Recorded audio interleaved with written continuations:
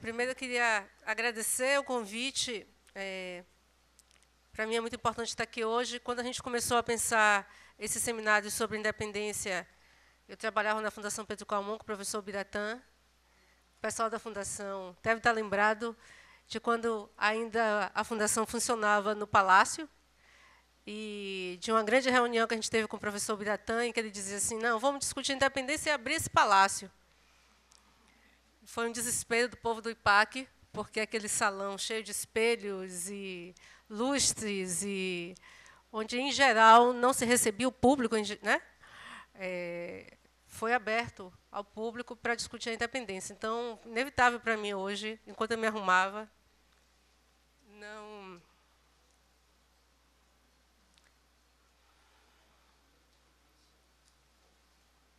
Desculpa.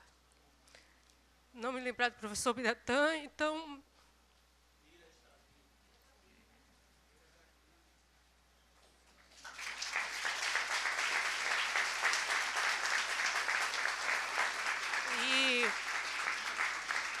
E parabenizar a direção da Pedro Calmon, a direção da biblioteca, por dar continuidade e até ampliar esse seminário, trazendo, né, tantos pesquisadores que estão aqui agora discutindo sobre isso. Então, me sinto muito honrada por continuar sendo convidada para discutir a esse respeito, né, tendo feito parte daquela primeira equipe do professor Biratã. Mas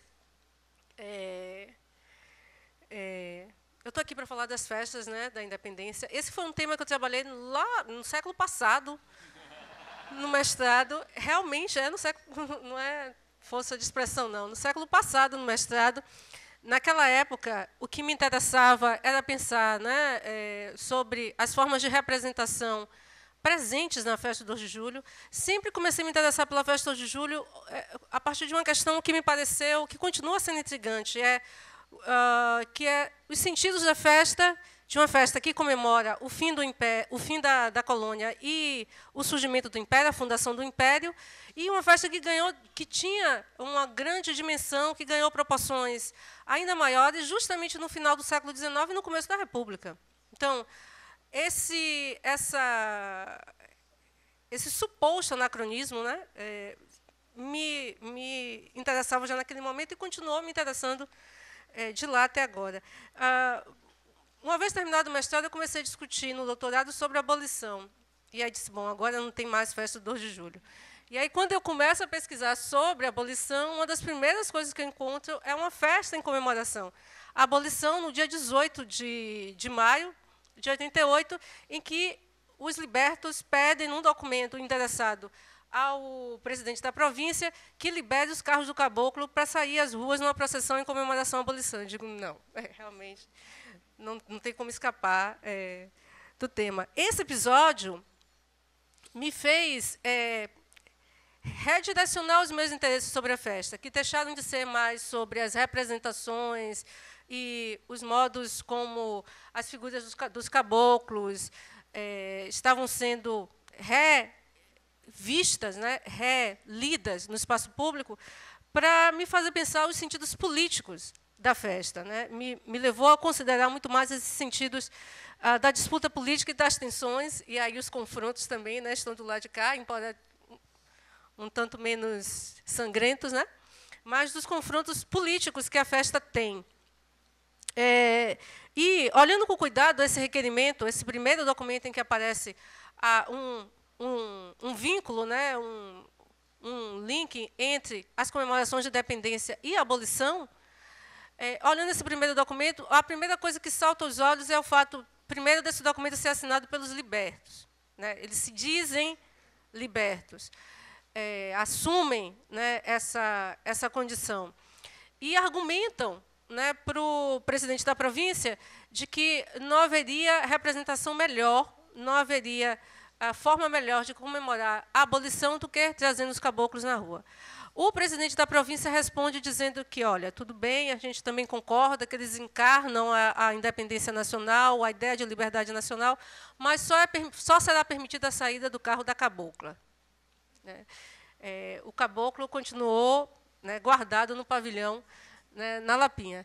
O que permite várias leituras a partir disso. O primeiro deles é toda a construção que se tinha sobre a figura do caboclo e da cabocla, que eu sei que já é um tema já bastante explorado, que já deu banos para manga nesse seminário, né?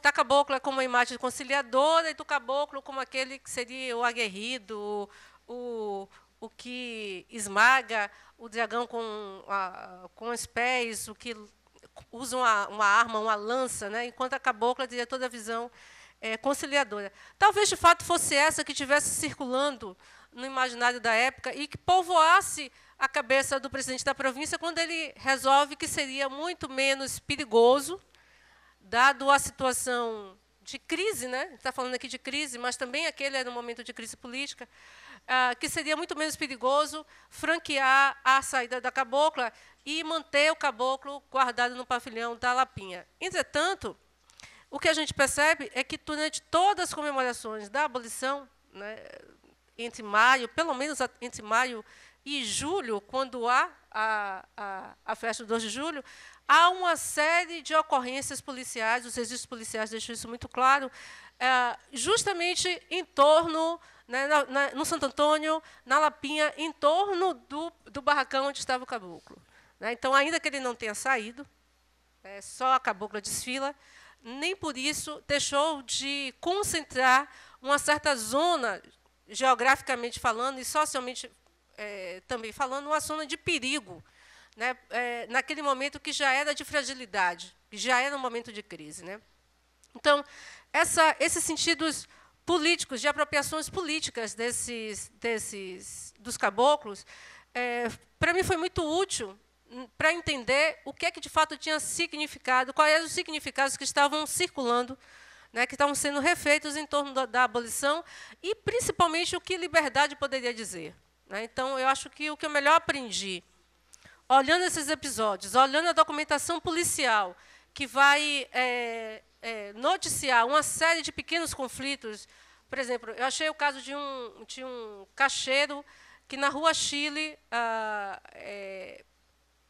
ofende o seu patrão, e o patrão revida, e ele diz assim, mas a escravidão não existe mais, né, então eu não tenho por que respeitar você, que ainda por cima é português. Né, quer dizer, não só é no escravista, mas é no português. Né, é um certo jogo político em que vão se refazendo os vínculos entre essa condição nacional e uma nova circunstância histórica, que é o fim da escravidão. Então, isso me ajudou muito a pensar como questões como nação, raça, cidadania, liberdade, principalmente liberdade, eram conceitos que estavam sendo manipulados por sujeitos históricos diferentes naquele momento de crise. E como estavam se fazendo novos vínculos, né, novas continuidades entre o que tinha acontecido na Bahia em 1822, 1823, e o que acontecia na Bahia em 1888 e 1889, quando há a proclamação da República. Né? Então, entender esses vínculos e essas continuidades também, né, a gente não está falando de algo onde se tem um fio estendido, né, parece muito mais um novelo do que uma linha reta.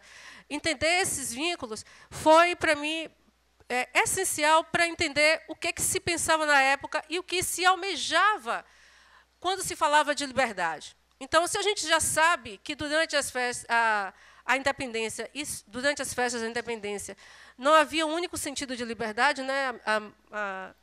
Os historiadores que estão aqui e outros pesquisadores também já falam a esse respeito, o que poderia significar liberdade para os pernambucanos, para a elite açucareira, mas também para quem estava dentro dessa elite açucareira, mas era alguém como Moctezuma, que era um homem de cor, e que soube aproveitar muito bem daquela circunstância para garantir um lugar, né, dele, um lugar de prestígio dentro daquela elite açucareira, alguém como Antônio Pereira Rebouças, né, discutia de manhã sobre o Antônio Pereira Rebouças, um grande jurisconsulto que vai ter, que em 31 está defendendo que, que não seja vedado aos libertos ou a nenhum outro pardo que não seja escravo, que ocupe lugar de destaque, que possa ser um general, por exemplo, da Guarda Nacional, que era uma instituição extremamente elitista, né, da época. Então, se naquele momento liberdade já não significava a mesma coisa para as elites, fossem elas açucareiras, pernambucanas, metropolitanas,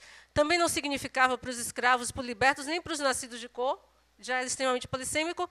O sentido de liberdade que vai se ter em 1888 e 1889 o espectro de liberdade é muito mais ampliado ainda, inclusive permitindo que esses sujeitos se apropriem de figuras emblemáticas da independência, como o caboclo e a cabocla, para compor novos sentidos, significados do que vem a ser liberdade, né? Então, algo que me interessou muito foi perceber como populares libertos que pedem autorização para levar os carros da cabocla para participar de um desfile, também estão depois organizando romarias à Igreja do Bonfim, né? E que, voltando de uma missa na Igreja do Bonfim, vários deles são pegos, né, embriagados, promovendo sambas em torno da figura da cabocla que está estacionada na Lapinha, né? E a documentação policial, né, mostra o tanto de sambas, de festas que vai acontecer depois da missa, voltando da Igreja do Bonfim, em torno das caboclas. Então, dos caboclos, desculpa.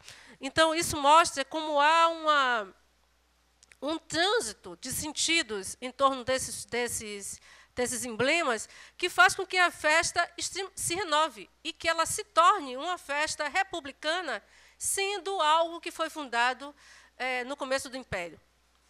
O próprio monumento do 2 de julho é um monumento fundado durante a República. Toda a discussão sobre o que ele significa, como ele deve ser feito, onde ele deve ser instalado, toda a preocupação da polícia em proibir que barracas que vendessem o que se chamava na época espíritos fortes, né, bebidas pouco, né, bebida de preto, né, como se dizia na época, fossem instaladas dentro da praça, né, onde estariam os caboclos. Tudo isso fala de um jogo de disputas, de um campo de disputas, de confrontos políticos, em que a questão da liberdade e da cidadania está no centro, né?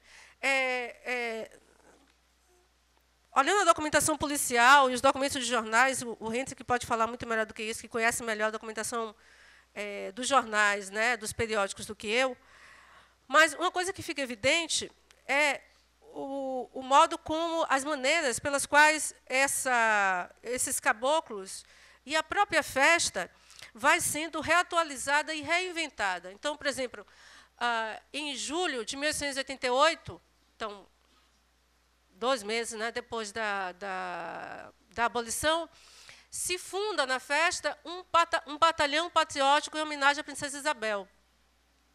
Isso foi organizado, né, isso foi montado como parte do jogo político de criação do Terceiro Reinado, de manutenção do poder monárquico no Brasil. E foi palco de disputa, porque os estudantes da Faculdade de Medicina, que, na sua maioria, aderiram ao projeto republicano, vão repudiar a presença de um batalhão patriótico chamado a Princesa Isabel. E quem estava compondo esse batalhão patriótico em homenagem à Princesa Isabel era um dos caras chamado Macaco Beleza, que é um dos caras que vai compor a Guarda Negra na Bahia e que vai confrontar, né, o Silva Jardim, uma liderança republicana, quando ele vem fazer um meeting, né, um encontro aqui na Bahia. O professor Dilton, inclusive, já comentou sobre isso. Vários historiadores né, o Flávio Gomes, que discute a Guarda Negra, também já discutiu sobre isso. Então, a gente vai vendo a utilidade de olhar para esses símbolos para pensar sobre jogos políticos que, à primeira vista, parecem minúsculos, pequenos, mas que, na verdade, estão dando conta de toda uma dinâmica de conformação daquela sociedade que está se desfazendo da sua condição escravista, mas que também está se fundando uma república em que a condição a definição do que é cidadania está muito ancorada no liberalismo e numa leitura do que é liberdade que estava em construção desde o período da independência. Então, há aí um campo ainda muito útil de ser explorado para a gente pensar os sentidos de cidadania e os vários sentidos que são dados à ideia de liberdade que está sendo colocada aí. Uma das coisas que eu achei nos relatos policiais, e o fato de achar nos relatos policiais não quer dizer que tenha aumentado no final do século XIX, mas talvez sinalize para uma maior preocupação da polícia com esses usos no final do século XIX das figuras do caboclo. Mas a gente, já na República, em 1916, eu achei um documento em que a polícia se queixa sobre o roubo do penacho do caboclo, né, e da roupa da cabocla, que estavam trancados, né, no pavilhão e que são roubados. Né, e o Instituto Histórico Geográfico denuncia isso. E a polícia começa a suspeitar. Né, é interessante o itinerário que a polícia faz para procurar achar os adereços. Né, começa a procurar onde há notícias de candomblé de caboclo. A própria polícia já suspeita que isso tinha um uso por parte dos candomblés de caboclo, que estavam se apropriando, tomando de empréstimo. É engraçado que essa expressão aparece na documentação policial. Não aparece roubo, aparece tomando de empréstimo os adereços dos caboclos para festas de caboclos. Né? O que tem a ver não só com religiosidade, com o trânsito cultural, mas tem a ver também com política. Tem a ver com um sentido de apropriação política, que esses símbolos, que são encarnações da independência, estão sendo tomados por aqueles que estavam nas margens da sociedade republicana.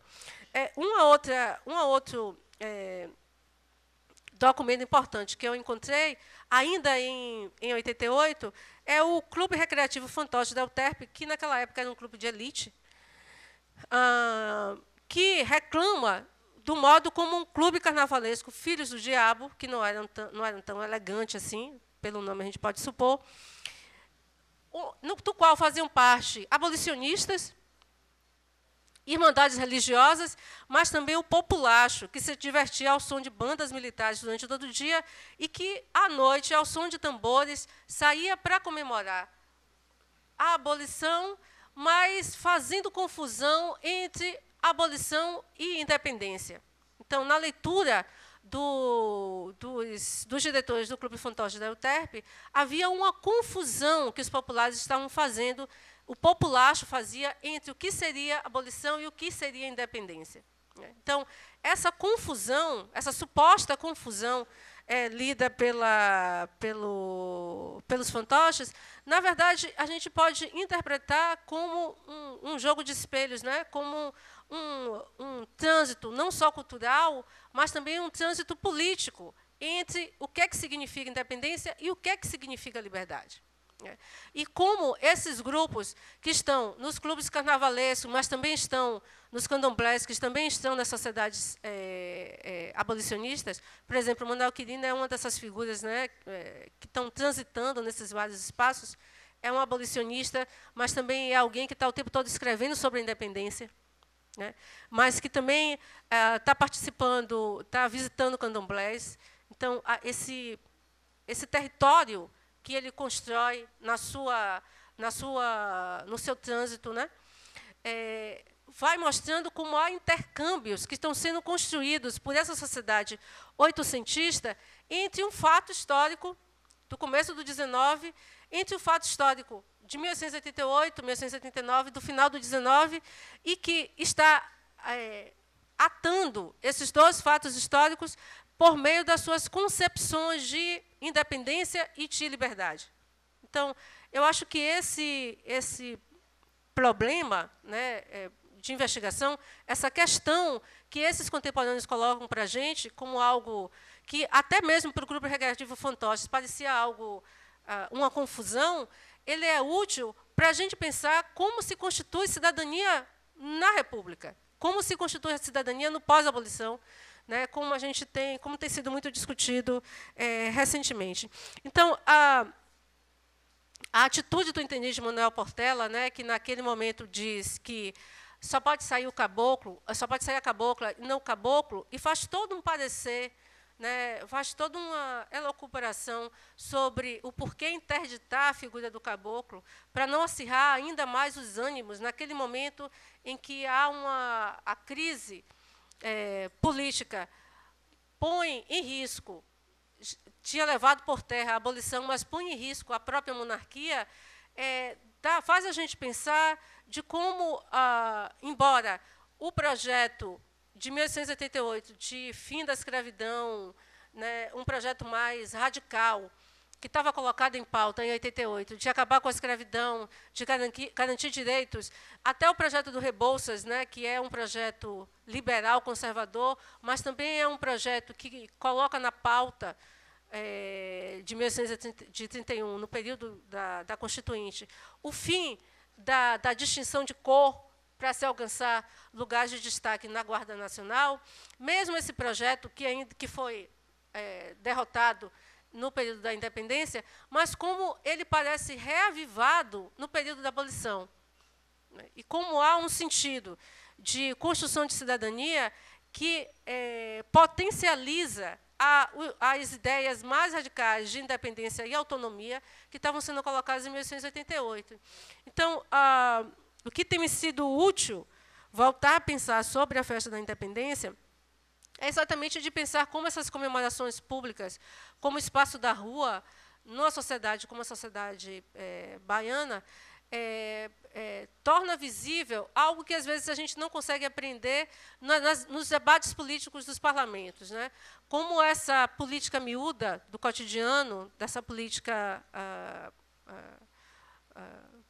da festa, que também é conflito, que também é simbiótica, né, que também recompõe alianças, que também remonta, que ajusta concepções de mundo, né, que reorganiza formas de compreender as mudanças históricas, né, que atualiza mudanças históricas.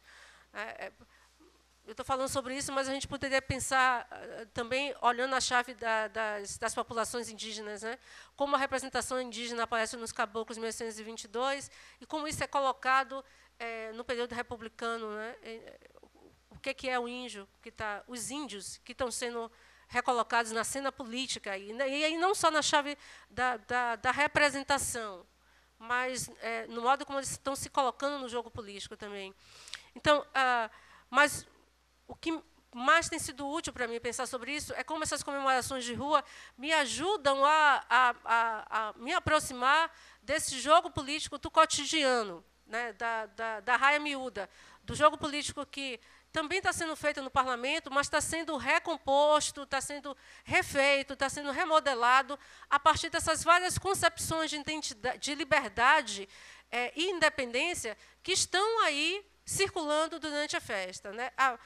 Então, hoje eu não estou mais tão interessada em entender a festa processualmente, né, como aquele desfile no lugar social em que cada indivíduo se coloca, mas pensar mais nos confrontos que estão sendo colocados por esses indivíduos, né, no espaço público. Né? Por que os libertos fazem questão, por exemplo, de levar a figura um pelotão chamado Princesa Isabel, em julho de 1888, e depois eles vão se confrontar com os estudantes da Faculdade de Medicina republicanos, em 1889.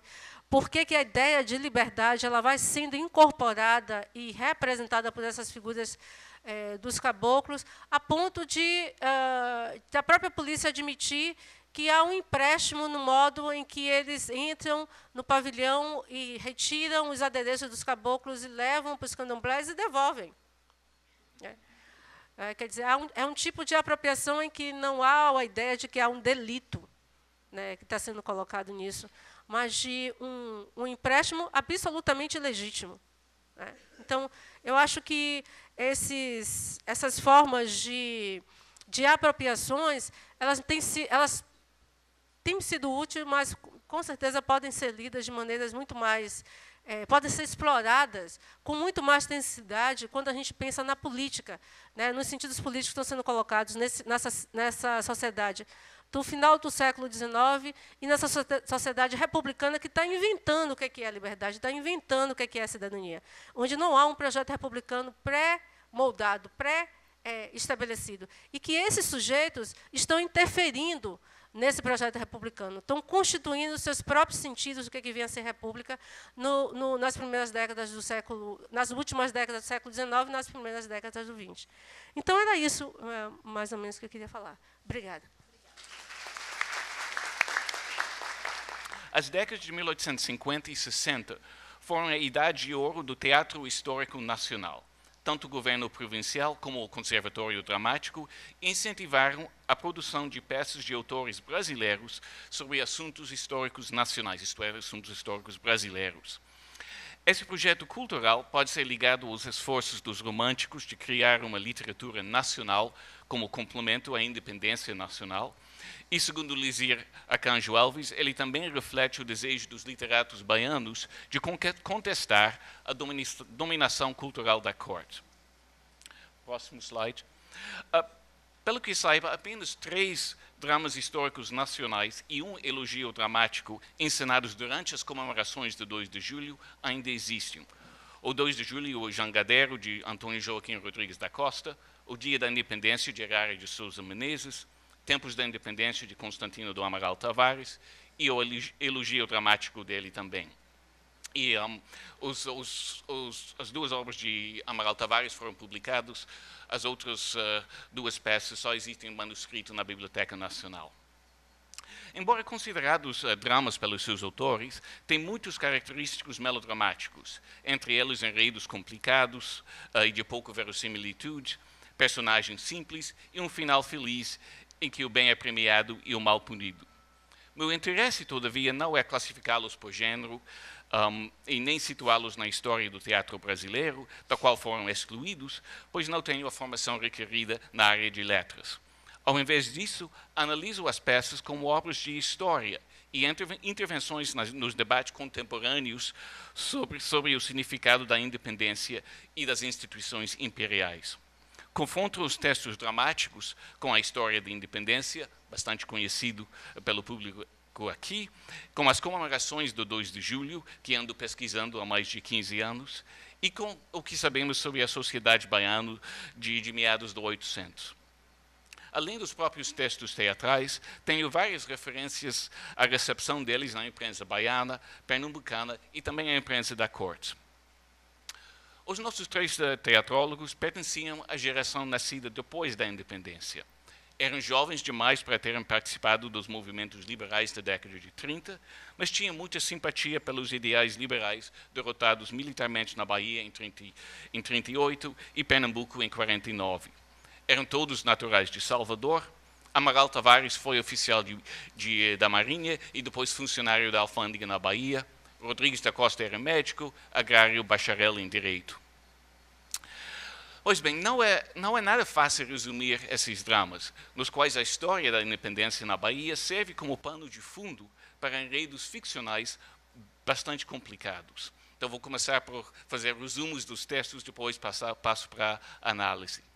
O 2 de julho de Rodrigues da Costa trata da história de um certo Pedro Jorge, o jangadeiro que trouxe Padre Roma à Bahia para promover a adesão baiana ao movimento revolucionário pernambucano. O Pedro Jorge consegue escapar quando o padre é preso e, em terra, ele encontra um caboclo pescador e sua filha Maria. Ele tenta convencer o caboclo a abraçar a causa da liberdade e descobre que a Maria foi vítima de uma tentativa de sedução por parte de um alferes português chamado Eduardo da Silva. Pedro Jorge é logo encantado por Maria e sugere que ela seja recolhida ao convento da Lapa, embora ela queira lutar pela revolução. A esta altura, Pedro Jorge e o pescador são presos por soldados sob o comando do alferes Eduardo. A Revolução Constitucionalista de fevereiro de 21, restitui-lhes a liberdade e Pedro Jorge sabe que a Maria ainda o ama. No dia 19 de fevereiro de 22, data da eclosão dos combates entre tropas portuguesas leais a Luís Inácio Madeira de Melo e as tropas baianas leais a Manuel Pedro de Freitas Guimarães, Pedro Jorge, agora cabo nas tropas baianas, e o caboclo, agora soldado, estão de guarda no convento da Lapa. Perguntam sobre Maria e ficam sabendo que ela, apesar de toda vocação, por nada quer professar. O alferes Eduardo chega, zomba da afeição de Pedro Jorge por Maria, e os dois se insultam mutuamente. Ao fundo, ouvem-se tiros, e os soldados correm para se juntar aos seus batalhões, o que deixa a oportunidade para Eduardo planejar o rapto da Maria. Ele mata Joana Angélica e sai do convento levando Maria, desmaiada pelo choque de ver a abadesa morta. E assim por diante, podem ir. Pedro Jorge e o caboclo chegam a tempo, todavia, para salvar Maria. Durante a guerra, Pedro Jorge é feito alferes e Maria transita entre o exército pacificador e a cidade como espiã. O drama conclui na madrugada do dia 2 de julho de 1823, no Largo da Lapinha. Logo entra o exército pacificador, calorosamente recebido pelo povo, seguido por um carro triunfante, puxado pelo tenente Pedro Jorge e o pescador, e sobre o carro, Maria vestida de cabocla. Uma escolta de soldados traz o alferes Eduardo prisioneiro. Pedro Jorge denuncia os crimes de Eduardo, arranca-lhe as insígnias militares, quebra sua espada e obriga-o a ajoelhar diante de Maria. Declara para a multidão que ela representa a liberdade e ele o despotismo. Cai o pano. Pronto. O Dia da Independência de Agrário de Menezes é o maior e mais complicado desses dramas. O melodrama envolve a rivalidade entre dois irmãos, Polidoro e Ricardo, que querem casar-se com Josefa, a filha natural de certo Dom Manuel, um negociante português rico que monopoliza o comércio de gêneros de primeira necessidade. Ricardo é o filho adotivo do monopolista, que lhe promete a mão de Josefa, mas ela ama Polidoro e foge da casa paterna para não ter que firmar o matrimônio. A essa altura, Dom Manuel trama escravizá-la e instituir Ricardo como seu único herdeiro. Dom Manuel e Ricardo apoiam o governo português e financiam periódicos de propaganda contra os patriotas. Quando Dom Manuel se dá conta de que a guerra está perdida, ele embarca para Portugal, mas é naufragado na costa de Pernambuco e perde tudo. Durante a Batalha de Birajá, Polidoro é gravemente ferido e Josefa recolhe-se ao convento da Soledade em luto por achar que ele faleceu. No ato final, no dia 2 de julho de 1823, Dom Manuel chega à porta do convento para pedir uma esmola. Ele confessa seus muitos pecados a Josefa, sem reconhecê-la por causa do véu de luto. E ela perdoa o pai. Neste instante chega Ricardo e, restabelecidos os ferimentos, Polidoro entra com o exército pacificador. Ricardo implora a Polidoro o castigo que ele merece, mas Polidoro o perdoa e declama um discurso patriótico diante da multidão. Esse enredo já complicado, que se desenrola entre o 7 de setembro de 22 e 2 de julho de 23, tem vários subenredos. Um deles envolve o corneteiro Luís Lopes e Maria Quitéria de Jesus, amante e companheiros desde o dia 7 de setembro, quando se encontram em São Paulo e presenciam o grito do Ipiranga. Seguem para a Bahia, onde conhecem Josefa e ajudam na sua fuga da casa paterna. Na fuga da casa paterna, ela procura Pedro Labatut, em Itaparica, para pedir ajuda. Conta que seu pai quer reduzi-la à escravidão e lamenta a prisão de Polidoro, que deve ser executado nesse mesmo dia pelos portugueses por ser emissário de Dom Pedro I. Labatut faz um discurso patriótico para o povo itaparicano e, no final, ouvem-se tiros do outro lado da Bahia, mas Polidoro consegue escapar e chega nadando a Itaparica. É resgatado, aliás, por marinheiros da frota de Cochrane. O quarto ato, e realmente é complicado essa história, o quarto ato realiza-se na casa de Dom Manuel, na cidade baixa de Salvador.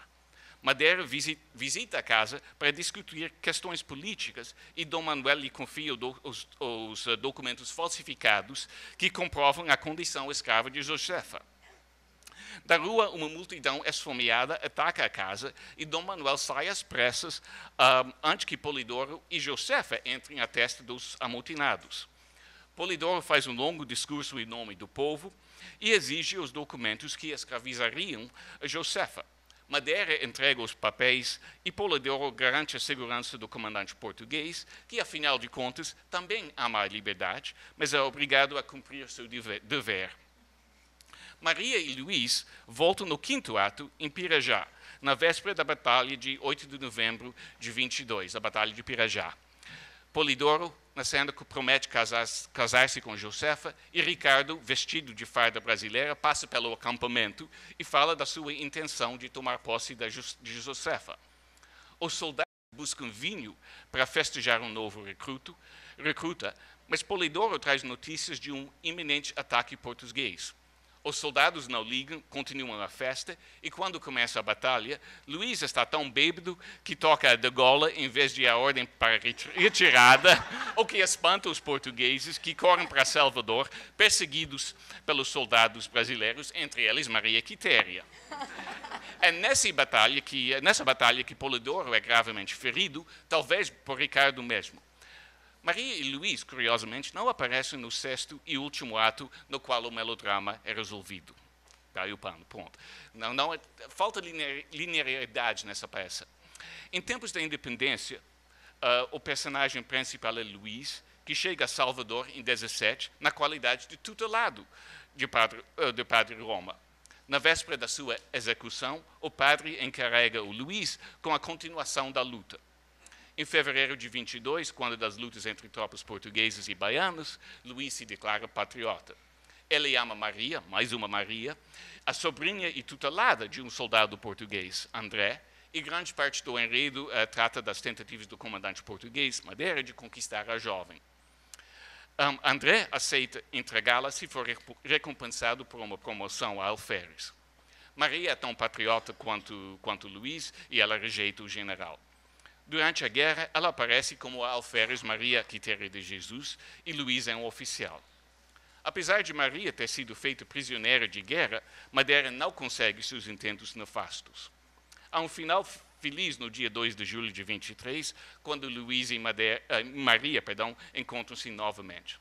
André, o soldado português, não embarca com as tropas portuguesas e no epílogo, na comemoração do 2 de julho, na década de 1850, ele se apresenta como um veterano da independência, mas é reconhecido e foge da cena. Luís também aparece como um veterano idoso, à beira da morte, triste por causa do estado do país, mas satisfeito por ter cumprido seu dever. O elogio dramático de Amaral Tavares é uma alegoria em verso sobre as escolhas que o Brasil enfrenta. Comércio, letras e indústria, 3 personagens femininos, estão presas numa caverna pelo despotismo, que explica ao Brasil, representado por um índio, que as 3, apesar da sua beleza, são suas inimigas. Brasil fala com elas e as 3 explicam que não podem florescer sob o regime do despotismo. Letras descreve o sofrimento das muitas vítimas do despotismo, entre elas homens envolvidos nas revoltas pernambucanas de 17 e 24 e figuras chaves da Inconfidência Mineira. A essa altura, o gênio do 2 de julho desce de uma nuvem, manda o despotismo ao inferno e recomenda ao Brasil a realização da Idade de Ouro. Os rochedos e as cavernas em que o despotismo vive desmoronam-se para revelar retratos de Dom Pedro II e da Teresa Cristina. E o coro canta o hino de 2 de julho. Bem, não é preciso comentar os poucos méritos literários dessas obras, que todavia estavam muito ao gosto das plateias da época. O que me interessa é a visão da independência e as perspectivas sobre a sociedade baiana e da nação brasileira subjacentes aos melodramas.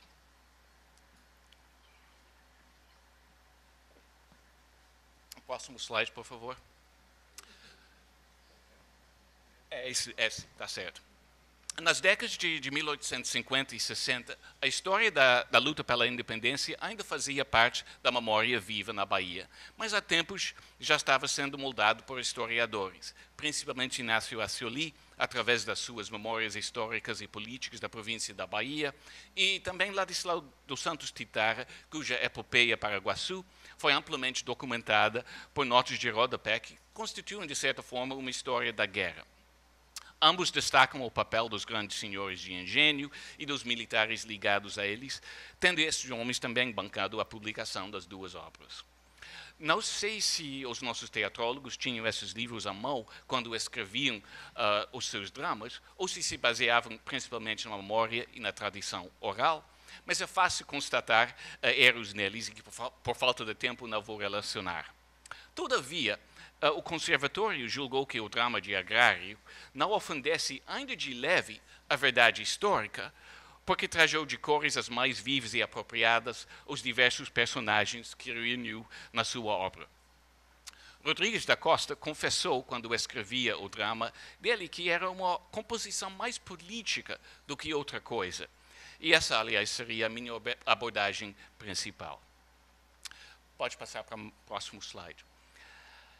É muito interessante notar, primeiro, que a escravidão é quase completamente ausente dessas peças. E para os teatrólogos, basicamente, está fazendo um argumento que escravos e negros não faziam parte do povo baiano nem da nação brasileira. Não há nenhum personagem escravo, nem um bom escravo leal ao seu dono. E não há alusão sequer à escravidão no drama de Rodrigues da Costa. Em Dia da Independência, Dom Manuel tenta escravizar Josefa, um paralelo figurativo ao domínio despótico sobre o Brasil. Apenas uma alusão explícita à existência da escravidão no drama de Agrário. Na sua confissão, Ricardo lamenta que nem a insurreição dos escravos, fomentada por mim, produziu o efeito que eu esperei, o que serve para destacar que os escravos eram inimigos internos. Amaral Tavares foi um pouco mais longe e muitos dos seus personagens patrióticos aludem figurativamente à escravidão, como o padre Roma, que declara na véspera da sua execução: nasci livre e, para não viver escravo, é que vou morrer. No seu elogio, 2 de julho recomenda ao Brasil: purifica teu nome, ao qual macula o labeu de uma raça que escravizares. O apelo abolicionista precoce, que, todavia, não demonstra muita preocupação para com os escravizados, pois é apresentado como a precondição necessária para a imigração. A ausência de escravos nessas peças talvez não deve surpreender, visto a ausência deles do repertório teatral de meados do século XIX, mas é um contraste marcante com as comemorações de 2 de julho. Desde 1851, havia se tornado costumeiro libertar alguns escravos durante os festejos públicos. É igualmente notável a ausência de personagens negros. Que Dom Manuel pudesse escravizar Josefa, talvez sugira que ela fosse filha de uma parda ou de uma negra, mas não há nenhum indício explícito disso na peça. Apenas um indício da presença de tropas negras, quando Polidoro despede-se para ir a uma reunião com o comandante dos Henrique Dias, uma referência passageira. 2 de julho, o Jangadeiro, de Rodrigues da Costa, é cheio de retórica indigenista. Pedro Jorge fala do sangue dos antigos tupinambás que deve motivar o caboclo pescador a lutar pela liberdade. É encantado pela beleza e a cor morena do indígena de Maria, vestida de caboclo, né? Ela também representa a liberdade na última cena da peça. No elogio dramático, o Brasil é representado por um índio, e essa forma de representar o Brasil era, aliás, muito comum, e os autores dos elogios dramáticos representados nos teatros da corte sempre recorriam a ela. E, aliás, essa imagem também seria posteriormente desenvolvida pela imprensa ilustrada. Já não é originalidade dizer que a representação do Brasil pelo indígena implicava a exclusão dos africanos ou afrodescendentes da nação. Conflitos de classe destacam-se em Dia da Independência. Para chamar atenção às privações sofridas pela população de Salvador durante a guerra, Agrário inclui um motim contra a carestia, no qual o povo brada: queremos carne, queremos farinha, mora o monopolista, isto é, o Dom Manuel. Não sei como essa cena foi recebida no dia 2 de julho de 1858, mas é importante lembrar que apenas 4 meses antes houve um motim de carne sem osso e farinha sem caroço na cidade de Salvador. Nesses trechos, Agrário condena a carestia e atribuía aos portugueses que dominavam o comércio elementos antigos do discurso liberal radical. Agrário e também Amaral Tavares dedicaram seus dramas aos caixeiros nacionais, a agremiação dos empregados comerciais muito atuantes nas comemorações do 2 de julho. Em dia da independência, Polidoro faz um longo discurso na presença de Madeira e Ricardo, no qual ele se identifica com os caixeiros e apresenta as suas reivindicações antigas. Caixeiro, sim, também já fui. E o que pensava então General Madeira? Que o caixeiro nacional nunca passaria da condição degradante que lhe votavam, sem chegar um dia senhor? O caixeiro nacional representa uma ideia que se liga à ideia da independência. Os caixeiros na plateia, segundo um relato do jornalista da corte, aplaudiram freneticamente, agradecidos por tamanha distinção de ter seu programa de nacionalização do comércio a retalho apresentado no palco. Polidoro declara que, como brasileiro, artesão, soldado e caixeiro, ele representa o povo que se exaspera nas praças, que se levanta de opor, que se emaranha na guerra. É preciso compreender que a autoridade não foi criada para a máquina de extermínio contra os direitos invioláveis do homem. É preciso compreender, enfim, que a vontade do povo é a única soberana.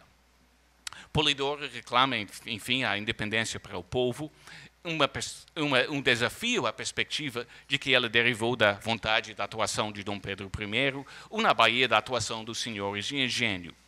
Os seus principais personagens são pessoas de origem social modesta. O único senhor de engenho, o comerciante nos 3 dramas, é Dom Manuel, que se opõe à independência.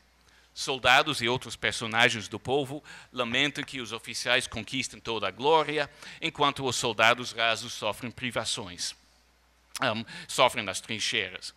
E julgam que poucos dos líderes do exército pacificador são patriotas verdadeiros. Há nisso uma visão bastante radical da luta pela independência, embora a exclusão dos negros e escravos nos obriga a matizar essa avaliação. Próximo slide, por favor. O despotismo é retratado de uma forma bastante marcada por gênero nos dramas. Madeira quer conquistar Maria em tempos de independência, Dom Manuel tenta escravizar Josefa em dia da independência e Eduardo seduz Maria em 2 de julho ou jangadeiro. Metáforas, aliás, muito convencionais. O que é interessante, todavia, é que as mulheres resistem e lutam pela sua independência. Josefa foge da casa, procura Labatu e se junta a Polidoro à testa do povo na rua. A Maria de Rodrigues da Costa oscila entre papéis ativos e passivos. No início da peça, ela quer pegar em armas para lutar pela liberdade, mas no convento é uma mulher recatada. Durante a guerra, ela serve de espiã, mas volta a um papel mais passivo, como uma cabocla idealizada. A Maria de Amaral Tavares aparece durante a guerra como a Maria Quitéria de Jesus, e Labatu confia-lhe uma missão perigosa na cidade para divulgar propaganda patriótica. Tanto a Maria Quitéria de Amaral Tavares como a de Agrário fogem da verdade histórica de formas bastante interessantes. Vestida de homem, e todos conhecem a história, né? Maria Quitéria de Jesus assentou praça no exército pacificador em setembro de 22, serviu com distinção no batalhão dos Periquitos, mesmo depois de descoberta. É mencionado por Inácio Ascioli, que reproduz o decreto de agosto de 23, através da qual Dom Pedro I conferiu-lhe o soldo de alferes como pensão. Essa graça aparentemente incluía o direito de ser tratada de alferes, patente que ela não tinha durante a guerra. os nossos dramaturgos podiam ter conhecido Maria Quitéria, pois ela viveu em Salvador durante a última década da sua vida. Agrário tomou muitas liberdades com os fatos... Pode passar para o próximo slide? Agrário tomou muitas liberdades com os fatos históricos para retratar sua Maria Quitéria. Em Dia da Independência, ela e Luís Lopes, outra figura folclórica da guerra, são amantes. Segundo Inácio Ascioli, Lopes era um corneteiro português que se juntou aos baianos e na Batalha do Pirajá ele tocou erroneamente o avançar cavalaria e a da gola, toques que espantaram os portugueses que logo bateram em retirada. O Lopes de Agrário é bêbado, comilão, e no início da peça ele não sabe se é português ou brasileiro. Ele conhece Maria Quitéria em São Paulo no dia 7 de setembro de 22. Mas ela, segundo o Agrário, é a verdadeira patriota do casal. Ela fala muito mais do que ele e vive aconselhando-o a parar de reclamar da falta de comida. Ela, a Maria Quitéria de Agrário, anda sempre armada e declara para um criado de Dom Manuel: "Você não sabe o que é uma brasileirinha quando lhe chega mostarda ao nariz." Puxa suas pistolas e continua: "Vê isto. É mais fácil eu andar sem comida do que ela sem bala." Durante a Batalha de Pirajá, Lopes está bêbado, né? Por isso dá o toque errado. Maria corre atrás dos portugueses, a espada em punho, e Luís segue cambaleando com a corneta na mão. Antes da batalha, Polidoro diz a Luís que ele deve se casar com Maria, mas o corneteiro lamenta que ele não passe de um pobre diabo que acabará de desgostos, embriagado, a pedir esmolas de porta em porta. A resposta de Polidoro, que seria eterna vergonha para o Brasil esquecer seus veteranos de independência, é uma observação bastante irônica. Ascioli escreveu em 1935 que o corneto Lopes mendiga hoje o pão que o alimenta, ficando bem depressa no esquecimento o seu papel na batalha. Um contraste marcante ao destaque dado a Maria Quitéria nessas duas peças é sua ausência das cenas finais. Talvez não seja surpreendente, pois ela também estava ausente das comemorações do 2 de julho. Depois da sua volta a Salvador, ela não se tornou heroína da mesma forma que Pedro Labatut foi consagrado herói da independência durante as comemorações de 1848 e 49, os últimos anos da vida dele, que viveu em Salvador, aqui nesta mesma rua hoje a Rua Pedro Labatut. O desafio ao papel feminino convencional de Maria Quitéria, não obstante sua vida recatada pós-guerra, era perigosa demais.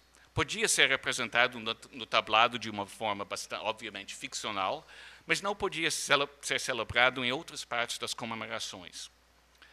Igualmente, não há nenhum indício de que a Maria Quitéria fosse aproximada à cabocla da forma que Rodrigues da Costa fez em 2 de julho. Pedro Labatut também recebe um papel proeminente nessas peças. Em Dia da Independência, Dom Manuel preocupa-se com esse homem terrível que parece arrancar soldados das entranhas da terra. Labatut declara que o princípio da liberdade é seu norte, e depois de saber da tentativa de escravizar Josefa, conclama o povo a lutar contra todos os tiranos da terra. Depois dessa cena, Labatut desaparece da peça de Agrário e, portanto, ele não precisava comentar o golpe de maio de 23 contra o general, tramado pelos comandantes dos batalhões estreitamente ligados aos senhores do engenho do Recôncavo, que rejeitaram a atitude autoritária de Labatut, bem como suas tentativas de recrutar escravos. Segundo os teatrólogos, a independência de Labatut dos senhores baianos selou a sua popularidade entre as tropas, e vários personagens lamentam que lhe fosse roubado a glória de comandar a entrada das tropas.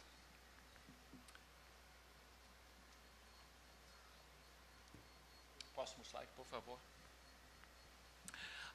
Além de comentar episódios e figuras históricas da independência, os dramaturgos construíram argumentos sobre a origem da independência.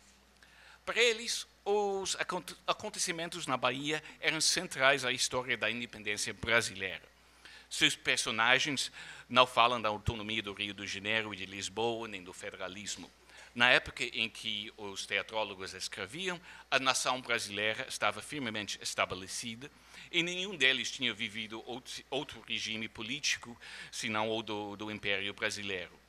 O Brasil era sua pátria e a dos seus personagens.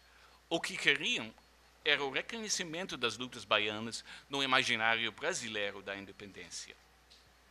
Suas obras apareceram no final da conciliação ou pouco depois, justamente quando novas críticas liberais exaltados do regime imperial surgiam. Amaral Tavares e Rodrigues da Costa ligam a luta baiana ao movimento republicano pernambucano de 1817. Luiz e Pedro Jorge continuam a luta iniciada por Padre Roma ou pelos pernambucanos, e Luiz declara que os mártires de 1817 levantam-se do túmulo e inspiram o povo em 1822. Essa visão positiva da Revolução Pernambucana é importante lembrar um contraste marcante à rejeição do movimento por, entre outros, Francisco Adolfo Varnagen, que também escrevia por essa época. A Inconfidência Mineira é muito menos presente nos três dramas. Apenas uma referência a ela, quando o Padre Roma diz a Luís que deve ser um herói como Tiradentes, que se sacrificou pela pátria. Próximo slide. Próximo slide, por favor. Aí, está pronto. Amaral Tavares foi mais longe no seu elogio dramático. Não só liga a conspiração de 1789 e a rebelião de 1817, mas acresceu também a Confederação do Equador. Na sua exposição dos males do despotismo, Letras explica... E o próximo slide, por favor. Aqui, eu não vou ler a poesia mas dá para ver aqui, ele fala do Frei Caneca, do Padre Roma, Tiradentes, o poeta Cláudio Manuel da Costa, e o grande Andrada é o Antônio Carlos Ribeiro de Andrada Machado, irmão de José Bonifácio, que foi preso em 17. Dessa maneira, os três teatrólogos participaram do projeto liberal de construir uma história patriótica do Brasil que não atribuía a independência e a criação da nação brasileira apenas aos atos de Dom Pedro I. Posteriormente, essa interpretação liberal exaltada serviria de base à história republicana da independência, que via o regime imperial como um certo desvio no caminho à liberdade republicana. A visão exaltada da independência dos teatrólogos liga aos seus dramas a tradição radical liberal que deu origem à festa do 2 de julho, e os apelos a 17 e 24 chamam a atenção às conexões entre Bahia e Pernambuco, que moldaram tanto a luta de 22 e 23, como a compreensão posterior do significado dela. Conexões, eu acho, que ainda carecem de estudos aprofundados. Como a Confederação do Equador ocorreu depois do 7 de setembro, era muito mais difícil incorporá-la à história liberal ou republicana da independência. A presença restrita da Inconfidência Mineira nesses dramas é um indício de que ainda não havia se tornado, pelo menos para os baianos, um precursor importante da independência. Próximo slide. Para os nossos dramaturgos, o 2 de julho comemorava a independência brasileira. Agrário estabelece uma estreita conexão entre o Brasil e a Bahia. Sua Maria Quitéria está em São Paulo à procura de um grande homem a quem jurará lealdade, depois da qual ela irá à Bahia, onde mais se deve lutar pela causa da independência. O Padre Roma de Amaral Tavares também vaticina a futura importância da Bahia. O Dom Pedro de Agrário, todavia, é o príncipe liberal que vai libertar os pequenos, não o imperador autoritário condenado pelos exaltados de 30 e 31. O futuro imperador declara que seu lema será independência, liberdade ou morte, não só a independência ou morte do grito do Ipiranga. Da mesma forma, antes do ataque de 3 de junho de 23, Pedro Jorge lidera as tropas em vivas ao imperador, a liberdade e a independência brasileira. Essa visão radical do primeiro imperador chama a atenção à mistura de liberalismo e de tendências autoritárias na sua atuação e na memória posterior dele. Enfim, para concluir, o que queriam os três teatrólogos, enfim, era o reconhecimento da importância da luta baiana para a independência brasileira.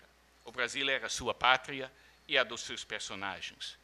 O que queriam era não só o reconhecimento da luta baiana, mas também um regime político mais liberal. Seus personagens lutaram não só pela independência, mas também pela liberdade. Como os que festejavam anualmente o 2 de julho, apresentaram argumentos sobre o significado da independência, da nação e da sua sociedade. Representaram seus ideais liberais e, por vezes, radicais no palco. Excluíam os escravos da nação, reclamavam a soberania popular e celebravam heróis populares como Maria Quitéria, Luís Lopes e Pedro Labatut. Apelavam diretamente aos caixeiros nacionais e ao seu desejo pela nacionalização do comércio a retalho. Eram alguns dos primeiros brasileiros a sustentarem que a Revolução Pernambucana de 17 e mesmo a Inconfidência Mineira deveriam ser reconhecidas como precursores a uma independência liberal e radical conquistada pelo povo, e não só por Dom Pedro I e o pessoal da corte, ou pelos senhores de engenho baianos. Para eles, a verdadeira independência brasileira era a baiana que o povo conquistou no dia 2 de julho de 1823. Obrigado.